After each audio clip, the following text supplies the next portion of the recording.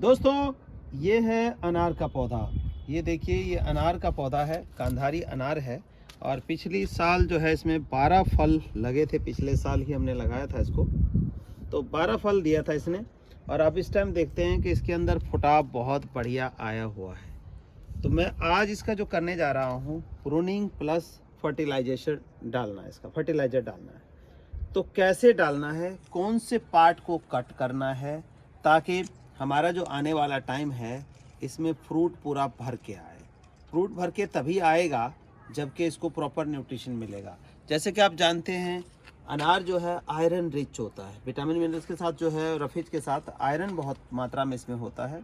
हर दाने के ऊपर कैल्शियम, मतलब अंदर जो है कैल्शियम कोटिंग होती है, जैसे कि अंडे के ऊपर कैल्शियम की कोटिंग होती है। तो ऐसे में अगर ये चीज़ें ना मिले तो इसका फ्रूट होल्ड नहीं होता है। हालांकि इससे पहले कटना चाहिए था, लेकिन थोड़ा डिले। लेकिन इस टाइम भी आप बिल्कुल इसको कट करके इसको फर्टिलाइज़र देंगे, क्योंकि अभी फ्लावरिंग हुई नहीं है इसमें। फ्लावरिंग आने वाले टाइम में होनी है इसमें। तो उससे पहले हमें क्या क्या प्रोसेसेस करना है, हम ज़्यादा नहीं बताएंगे, 3 से 4 प्रोसेस आपको बताएंगे। 4 प्रोसेस बताना है, और 4 प्रोसेस में आपका जो अनार है पूरा भरा पूरा फल देने लायक हो जाएगा। तो सबसे पहला प्रोसेस, यानी कि प्रोसेस नंबर 1। प्रोसेस नंबर 1 क्या करना है, आपको कटर लेना है और कटर से इसकी कटिंग करनी है, यानी कि प्रूनिंग करनी है। प्रूनिंग के लिए देखना है हमें कि सबसे पहले क्या करना है।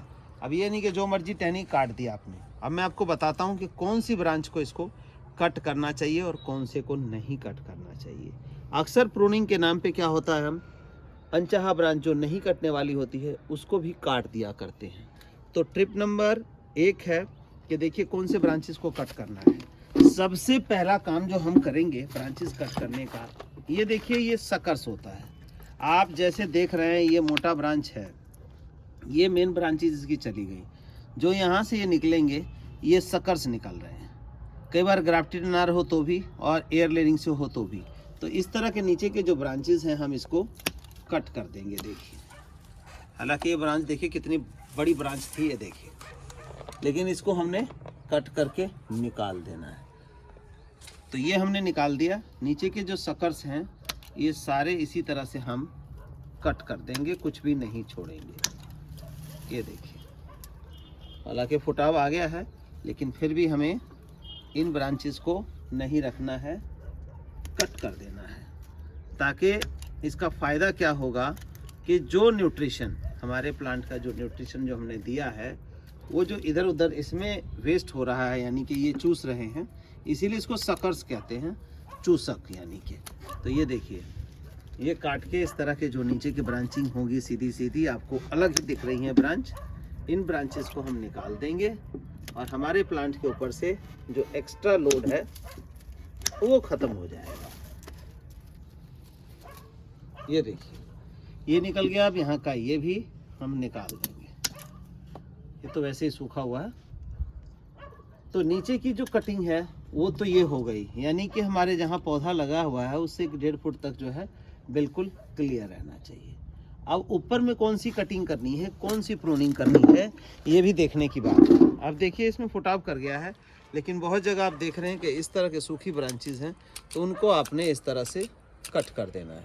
नहीं तो क्या होता है, ये ब्रांचेस अपने साथ और ब्रांचेस को भी सुखा देती हैं, धीरे धीरे सूख जाता है। तो इस तरह से आपने ये देखिए कटिंग कर देनी है। आगे आगे की जो ये सूखी ब्रांचेस है, तो ये प्रोसेस करने से क्या होगा कि ये जो सूखापन है, एक तो पौधे में अच्छा अनुभव आ जाएगा, और दूसरा है कि और आगे ब्रांचेस जो है इससे सूखेंगी नहीं आपकी। तो ये देखिए, इससे हमने इस तरह से कट कर दिया, और आप देखेंगे कि कटने के बाद इसकी जो खूबसूरती है, पौधे की सुंदरता भी अच्छी हो जाती है, और साथ के साथ सूखी ब्रांचेस कटने से और ब्रांचेस आपकी नहीं सूखती हैं। ये देखिए, और यही प्रोसेस आम वगैरह के अंदर भी होता है। जो उसकी सूखी लकड़ियां हैं वो तोड़ने का काम यानी कि कर देना चाहिए, नहीं तो हम छोड़ देते हैं तो वो धीरे धीरे आगे भी सूखती चली जाती हैं। तो इस तरह से हम कटिंग को अंजाम दे लेंगे। ये देखिए, जो टिप्स हैं जो सूखी हुई हैं उनको हमने कट कर दिया। अब आप देखिए यहाँ पर जो है इस तरह सूखापन था वो ख़त्म हो गया और हमारे पौधे में रौनक सी वापस लौट आई है। तो ये कटिंग इस तरह से आप कर लेंगे। अब कटिंग करने के बाद क्या करना है, ज़मीन में लगा है अगर आपका पौधा तो क्या करना है कि कम से कम इतना बड़ा पौधा है तो 3 फीट या 4 फीट का जो डायमीटर का दायरा है वो खोद लेना है। और इस तरह से देखिए, इस तरह से खोद के हम क्या करेंगे, इस मिट्टी को निकाल देंगे।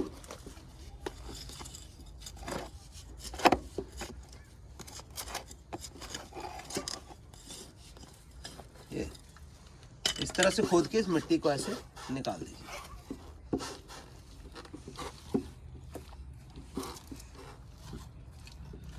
ज़मीन में भी हो तब भी, और हमारे इस ड्रम में गमले में लगा है तब भी एक बार इस मिट्टी को निकालना है। उसका निकालने का कारण क्या है, ताकि इसके रूट को हवा लग जाए। कहने का मतलब रूट में जो बीमारी है कुछ है, इतने टाइम से जैसे सर्दी में पड़ी थी, तो इसमें जो फंगस बैक्टीरिया है फालतू का, वो अल्ट्रावायलेट रेज सन की लगेंगी, सूरज की किरणें लगेंगी, तो उससे क्या होगा कि वो ख़त्म हो जाएगी। और साथ ही साथ हमारे जड़ में अगर कोई दिक्कत है तो भी हमें क्लियर हो जाएगा। तो उसके लिए देखिए इस तरह से मिट्टी हमें निकालनी पड़ेगी, अंदर क्या है तभी दिखेगा। तो ये पेड़ ज़मीन में लगा हो तब भी कर लें और गमले में लगा हो तब भी कर लीजिए। अब मिट्टी निकलने के बाद हम देखेंगे इसकी जड़ों की सिचुएशन, फिर इसको हम करेंगे स्टरलाइज। स्टरलाइज के 2 तरीके हैं, वो दोनों तरीका मैं आपको बताने वाला हूँ। बने रहिए और देखते रहिए। अब ये मिट्टी जो है लगभग इसमें 2-3 इंच मिट्टी, 3 इंच मिट्टी या 4 इंच मिट्टी हमारी निकल चुकी है।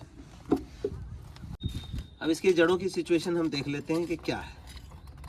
अब जड़ों की सिचुएशन जो है कुछ मुझे ठीक नहीं नज़र आ रही है इसमें, तो क्या कारण होगा इसका वो भी मैं बता देता हूँ। जड़ों की सिचुएशन जो है हमारी पतली जड़ें होनी चाहिए, लेकिन जैसा कि आप देख रहे हैं कि कुछ इस तरह की जड़ें हैं, तो इसमें ऐसा लगता है कि ये निमाटोड की प्रॉब्लम है। इसके अंदर निमाटोड की प्रॉब्लम है।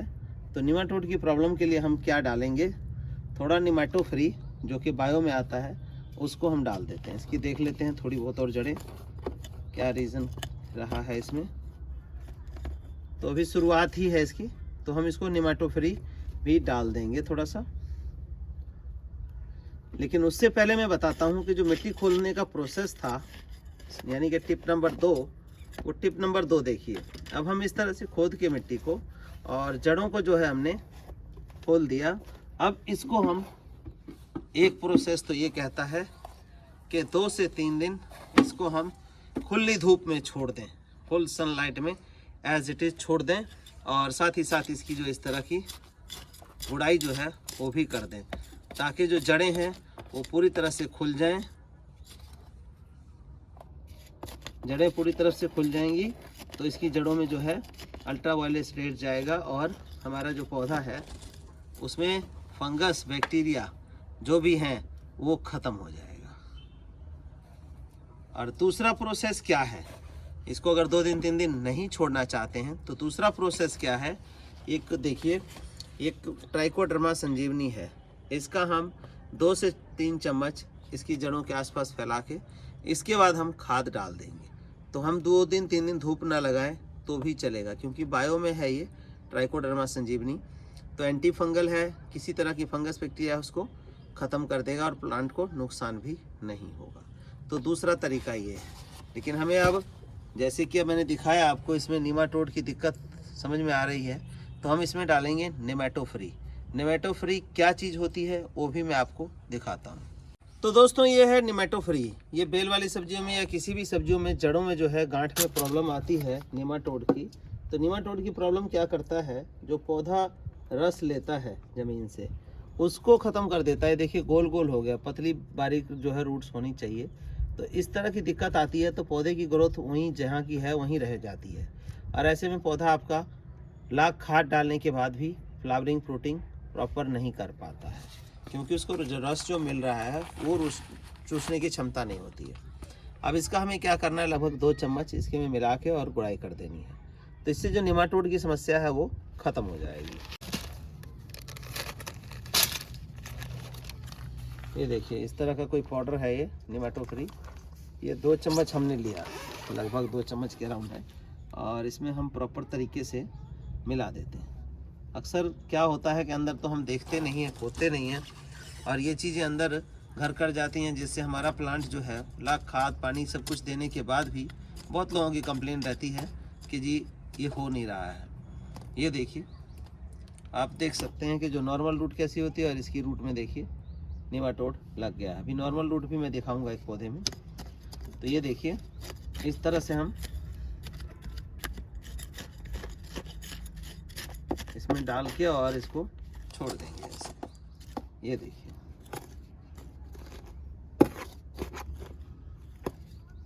तो 2 स्टेप आपने देख लिया। अब तीसरा स्टेप क्या है? तीसरा स्टेप मिट्टी में कार्बन की, जैसे कि मैंने बताया आपको कार्बन की कमी हो जाती है तब भी दिक्कत रहती है। तो देखिए ये कार्बन है, कार्बन हम इसमें डाल देते हैं, सॉइल कार्बन बोलते हैं इसको। इसको जो है 2 से 3 मुट्ठी हम इसमें डाल देंगे प्रॉपर तरीके से। इसका रिजल्ट बहुत बढ़िया रहता है। आपको कार्बन आपको मार्केट से जो खाद बीज की दुकान है वहाँ मिल जाएगा, तो इसको डाल सकते हैं। अब इतना डालने के बाद कभी भी कार्बन डाल के एज इट इज़ नहीं छोड़ना है, यानी कि सनलाइट में नहीं छोड़ना है। कहने का मतलब ढक ही देना है उसको।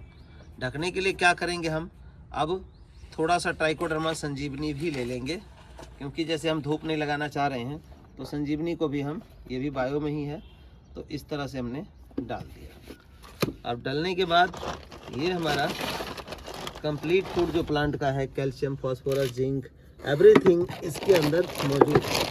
और ये साल में मात्र 2 बार हमें अपने प्लांट को देना होता है। 2 बार हम प्लांट को डालेंगे तो प्रॉपर जो है प्लांट में न्यूट्रिशन जाएगा। जैसे मैंने बताया कि मुर्गी को अगर कैल्शियम ना दिया जाए तो मुर्गी के अंडे पे कवरिंग जो है वो नहीं बन पाती है, क्योंकि कैल्शियम नहीं रहेगा तो कवरिंग कहाँ से बनेगी। तो इसी तरह से हमारे अनार के दाने में क्या रहता है कि कैल्शियम हर दाने के ऊपर होता है। अब इसमें हम कितना डालेंगे, जैसे इतना बड़ा पौधा है तो लगभग हम इसके अंदर 2 किलो के अराउंड हम इस खाद को डाल दें। 2 किलो 1.5 किलो पौधे के हिसाब से डालना होता है। तो ये हमने इस तरह से ऐसे डाल देना है प्रॉपर तरीके से।